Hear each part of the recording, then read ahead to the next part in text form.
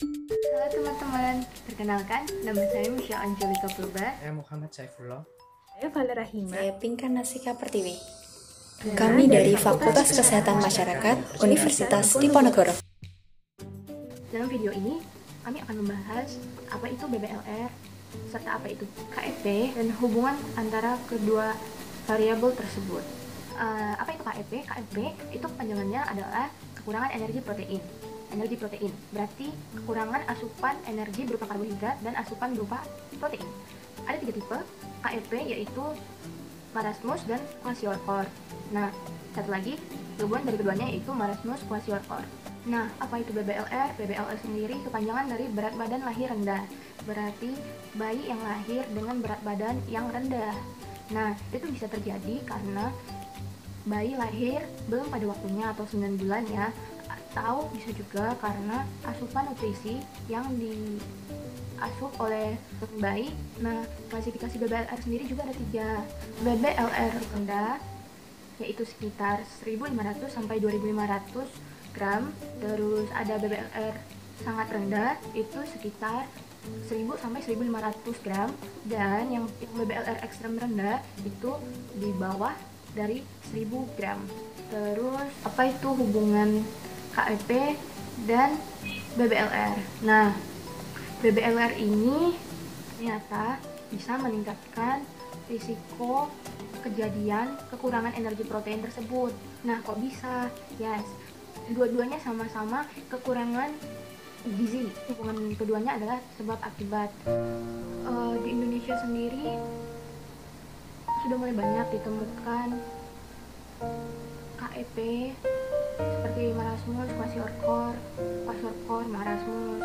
Penyebab langsung itu ya asupan dari si ibunya waktu mengandung juga, terus waktu sudah lahir asupan makannya juga kurang dari angka kecukupan gizi harian. Nah, terus kalau penyebab tidak langsungnya juga kayak ke lingkungan sama pelayanan kesehatan yang ada di sekitarnya. Biasanya kan bayi lahir tuh dibawa ke puskesmas, terus diberi imunisasi, diberi vaksin gitu kan. Nah, dengan tidak adanya pelayanan kesehatan seperti itu, tentu membuat kejadian penyakit juga memiliki kandungan yang tinggi untuk terjadi. Dan adanya penyakit pada bayi juga bisa mempengaruhi status gizi pada anak.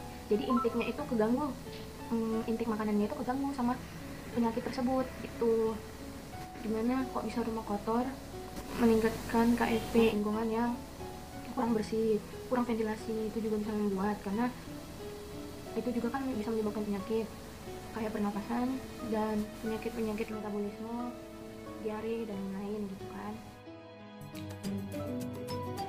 Lebih jelasnya, aku akan minta teman-teman aku untuk ngejelasin ke kalian semua mengenai KEP dan BBLR tersebut ya.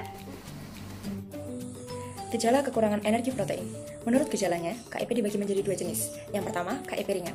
Gejala klinis dari KEP ringan ini antara lain pertumbuhan linear yang terganggu, kenaikan berat badan yang berkurang atau terhenti, ukuran lingkar lengan atas yang menurun, maturasi tulang yang terlambat, lalu biasanya penderita KEP ringan disertai dengan anemia ringan. Yang kedua, ada KEP berat. KEP berat ini sendiri dibagi menjadi 3 tipe. Yang pertama adalah kwashiorkor. Kwashiorkor adalah keadaan yang diakibatkan oleh kekurangan sumber protein. Gejala utamanya antara lain pertumbuhan yang terhalang, serta wajah yang tampak sembab dan ototnya yang kendur, badan menjadi bengkak. Rambutnya terlihat kecoklatan dan lebih terang, perut buncit, serta kaki yang kurus dan bengkok. Lalu ada beberapa gejala klinis dari kwashiorkor. Yang pertama ada penampilan anak seperti anak gemuk atau sugar baby, tetapi di bagian tubuh lain terutama pantat lebih terlihat atrofi. Lalu penderita kwashiorkor sendiri biasanya diikuti dengan munculnya edema yang terkadang menjadi asites, lalu mudah mengalami kelainan kulit atau dermatosis. Yang kedua, ada marasmus. Marasmus sendiri merupakan gejala kelaparan yang hebat dikarenakan makanan yang dikonsumsi tidak cukup menyediakan energi. Lalu, tanda-tanda dari marasmus sendiri yang pertama ada berat badan yang sangat rendah, kemunduran dari pertumbuhan otot atau atrofi, wajah anak seperti wajah orang tua atau old face, ukuran kepala tidak sebanding dengan ukuran badan, lalu kulit kering dan berlipat-lipat karena tidak adanya jaringan lemak di bawah kulit. Lalu, penderita dari marasmus sendiri ini biasanya sering mengalami diare dan mengalami rambut yang rontok. Yang ketiga, ada marasmic kwashiorkor. Marasmic kwashiorkor sendiri ini dikarenakan makanan sehari-hari itu tidak menyediakan energi dan juga protein yang cukup.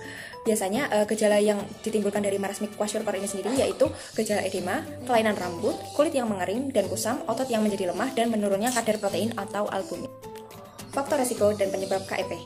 Penyebab KIP dibagi menjadi dua kategori. Yang pertama, penyebab langsung. Di dalam penyebab langsung terdapat beberapa poin. Yang pertama ada penyakit infeksi. Penyakit infeksi yang dapat menyebabkan KIP yaitu cacar air, batuk kejang, TBC, malaria, diare, dan cacingan. Misalnya, cacing askaris dapat menyebabkan hambatan dalam absorpsi dan hambatan dalam utilisasi zat-zat gizi, sehingga dapat menurunkan daya tahan tubuh seseorang. Lalu selanjutnya ada konsumsi makanan. KIP ini biasanya terjadi pada anak-anak usia 6 bulan sampai 5 tahun, di mana pada usia-usia tersebut tubuh sangat memerlukan zat gizi. Sehingga apabila kebutuhan zat gizi tidak terpenuhi, maka tubuh akan menggunakan cadangan zat gizi yang ada di dalam tubuh dan berakibat cadangan yang semakin habis dan menyebabkan terjadinya kekurangan. Selanjutnya ada kekurangan kebutuhan energi. Kebutuhan energi tiap anak berbeda-beda. Energi yang dibutuhkan seseorang tergantung beberapa faktor, yaitu jenis kelamin, umur, aktivitas fisik, dan kondisi psikologis. Selanjutnya yang terakhir ada kurangnya kebutuhan protein. Yang kedua, ada penyebab tidak langsung dari KIP. Penyebab tidak langsung dari KIP terdiri dari beberapa poin. Yang pertama ada ketahanan pangan keluarga. Ketahanan pangan keluarga adalah kemampuan keluarga untuk memenuhi kebutuhan pangan seluruh anggota keluarganya dalam jumlah yang cukup baik itu kuantitasnya maupun mutu gizinya, termasuk bahan-bahan makanan yang memiliki sumber energi dan protein seperti beras, ayam, daging, telur, dan lain sebagainya. Lalu selanjutnya ada pola pengasuhan anak. Pola pengasuhan anak ini adalah kemampuan keluarga dan masyarakat untuk menyediakan waktu, perhatian, dukungan terhadap anak agar dapat bertumbuh dan berkembang dengan baik, sebaik-baiknya secara fisik, mental, maupun sosial. Lalu yang terakhir ada pelayanan kesehatan dan kesehatan lingkungan. Pelayanan kesehatan dan kesehatan lingkungan ini sendiri contohnya adalah tersedianya air bersih dan sarana pelayanan. Ketiga faktor penyebab tidak langsung tersebut saling berkaitan dengan tingkat pendidikan, pengetahuan, dan keterampilan keluarga. Makin tinggi pendidikan, pengetahuan, keterampilan, kemungkinan akan makin baik tingkat ketahanan pangan keluarga, makin baik pola pengasuhan anak, dan semakin banyak keluarga yang memanfaatkan pelayanan kesehatan yang ada. Demikian juga sebaliknya.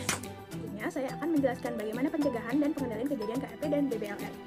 Sampai saat ini telah diketahui pengendalian untuk menurunkan angka bayi BBLR, dokter sangat menganjurkan pemberian ASI karena dapat mendukung pertumbuhan dan kenaikan berat badan. Jika ibu tidak bisa memberikan ASI, bayi dapat diberikan ASI dari donor.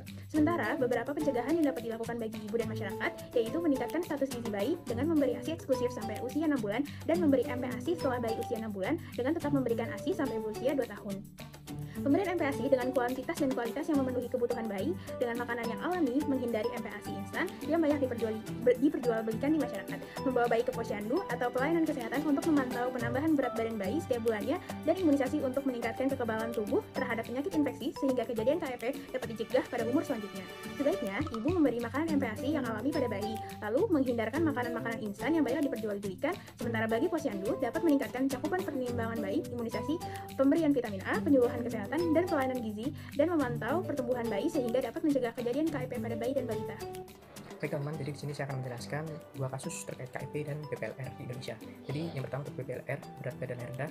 Jadi sekitar tahun lalu, yaitu Januari 2019, di daerah Gresik, Jawa Timur, itu terjadi kasus kematian bayi yang tinggi yang diakibatkan oleh BBLR. Bahkan sampai salah satu dokter spesialis anak di sana, yaitu Agus Salim, menjelaskan bahwa kasus tersebut membutuhkan penanganan yang serius. Salah satunya yaitu dia melakukan screening faktor risiko pada masa kehamilan dan juga penanganan setelah kelahiran bayi tersebut. Bahkan untuk tenaga kesehatan di sana, mereka juga tidak hanya menangani soal bayinya itu, tapi mereka juga menangani terhadap ibunya dengan melakukan edukasi terhadap ibunya. Dan untuk kepala puskesmas di sana juga sudah menerapkan pemberian edukasi terhadap ibunya dan menganjurkan kepada para ibu yang hamil untuk sering-sering kontrol kepada dokter atau puskesmas agar kehamilannya itu dapat berjalan dengan baik hingga melahirkan anaknya. Seperti yang kita ketahui teman-teman, untuk bayi yang memiliki berat badan yang rendah itu cenderung memiliki faktor risiko yang tinggi terhadap penyakit atau bahkan juga bisa terjadi komplikasi. Nah, untuk bayi dengan BBLR ini juga dapat mengalami sejumlah gangguan seperti contohnya yaitu kesulitan untuk menambah berat badan, ya juga kesulitan untuk tumbuh dan berkembang. Mereka juga di bagian organ paru-paru dan bagian dalamnya itu juga sulit untuk berkembang, dan mereka juga bisa terjadi sindrom teman-teman. Jadi sindromnya itu sindrom kematian anak mendadak. Nah, parah kan? Nah, maka dari itu perlu penanganan yang khusus untuk bayi dengan berat badan yang rendah seperti ini.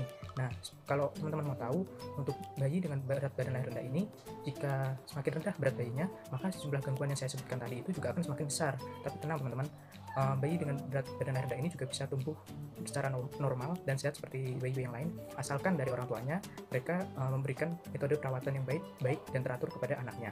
Jadi untuk metode perawatannya itu apa saja sih? Yang pertama itu ada dengan mengatur jadwal pemberian ASI. Jadi seperti yang kita ketahui, untuk bayi yang lahir itu kan diberikan susu eksklusif 6 bulan ya teman-teman, 6 bulan pertama. Nah, dari dokter sendiri itu menganjurkan bahwa bayi dengan berat badan lahir rendah itu diberikan ASI dalam waktu 3 jam atau 2 jam sekali. Kemudian yang langkah kedua itu dengan kontak kulit. Jadi untuk kontak kulit ini itu bayi dia hanya memakai popok dan topi mungkin, dan dia itu ditempelkan dengan kulitnya si ibu, jadi digendong seperti ini. Jadi untuk kontak kulit ini tuh disebut dengan perawatan kanguru. Nah, jadi ketika ibu itu menggendong anaknya, sembari ibunya itu memijat dengan lembut bagian-bagian dari tubuh bayinya untuk meningkatkan stimulan dari anaknya. Kemudian untuk langkah ketiga yaitu dengan mengatur tempat tidur. Jadi kalau teman-teman mau tahu, jadi untuk bayi dengan berat badan lahir rendah itu resiko bisa terjadi sindrom kematian bayi mendadak ketika tidur dengan orang tuanya. Tapi kasus seperti ini juga tidak sering terjadi sih, jadi memang jarang, cuma akan lebih baik jika kita meminimalisirnya. Jadi untuk meminimalisirnya itu seperti apa? Jadi untuk bayi tetap tidur bersama orang tuanya. Nah, tetap bersama orang tuanya satu kamar, tetapi beda ranjang teman-teman. Untuk bayinya, mereka diletakkan di box tertentu atau diletakkan di tempat tidur kecil sendiri. Nah, dan posisinya dalam tubuhnya itu terlentang bayinya. Dan untuk informasi, jadi untuk bayi dengan berat badan lahir rendah ini yang mengalami sindrom ini tuh biasanya terjadi pada bayi dengan umur 3 bulan atau lebih muda itu teman-teman. Kemudian untuk langkah selanjutnya itu memantau tumbuh dan perkembangan si bayi. Nah, untuk bagaimana sih caranya kita memantau tumbuh dan kembangnya si bayi kita? Itu dengan konsultasi ke dokter dengan jadwal yang teratur. Diharapkan dokter tersebut akan memberikan langkah-langkah yang tepat bagaimana untuk menangani atau merawat bayi kita yang biar bisa tumbuh dengan baik. Kemudian langkah berikutnya, langkah terakhir yaitu si orang tua harus membantu tumbuh dan kembangnya si bayi. Nah, untuk membantu tumbuhnya itu seperti apa? Jadi orang tua bisa memenuhi kecukupan nutrisi pada bayinya untuk memberikan energi agar dari kecukupan nutrisi yang diberikan oleh orang tuanya agar si anak itu memiliki energi untuk dapat tumbuh dengan baik dan sehat. Nah, untuk cara memantau atau membantu perkembangan bayi bagaimana? Itu dengan cara si orang tua itu meluangkan waktunya untuk bisa bermain dengan anaknya atau menggendong, bahkan membelai anaknya agar bisa mengetahui sampai mana anaknya tersebut atau si kecil berkembang. Terkait kasus yang kedua yaitu kekurangan energi protein. Jadi sekitar bulan Juli tahun 2020 ini, UNICEF menyebutkan bahwa pandemi COVID-19 ini menyebabkan terjadinya masalah gizi di Indonesia, baik itu dari masalah stunting maupun kekurangan energi protein.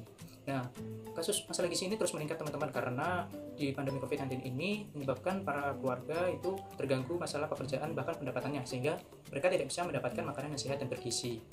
Dan dari UNICEF sendiri ini sudah meminta pemerintah Indonesia untuk melakukan pencegahan berbasis data dan meningkatkan akses ke komoditas dasar yang diproduksi secara lokal untuk perawatan anak-anak yang kekurangan gizi di Indonesia. Dan untuk dampak dari kekurangan energi protein sendiri itu seperti malas, mengusus, kuasialkor, seperti itu teman-teman.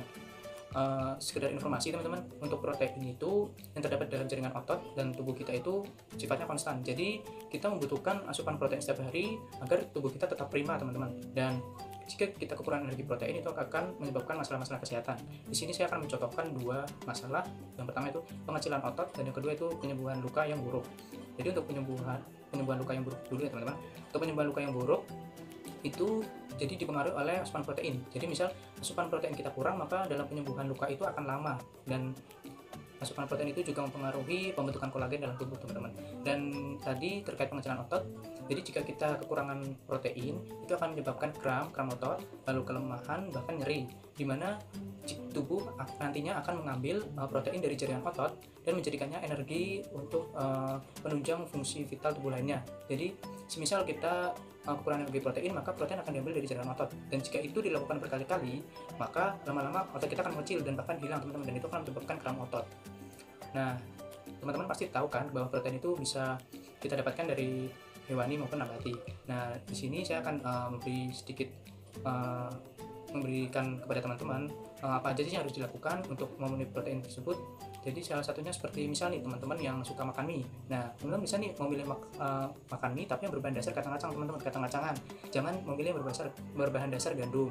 Kemudian juga jika kita makan teman-teman, setidaknya itu di dalam makanan kita tuh terdapat 20 gram protein, dan untuk makanan ringan kita itu 10 gram protein. Seperti contoh misal kita memasak 3 ons dada ayam itu sekitar 21 gram protein.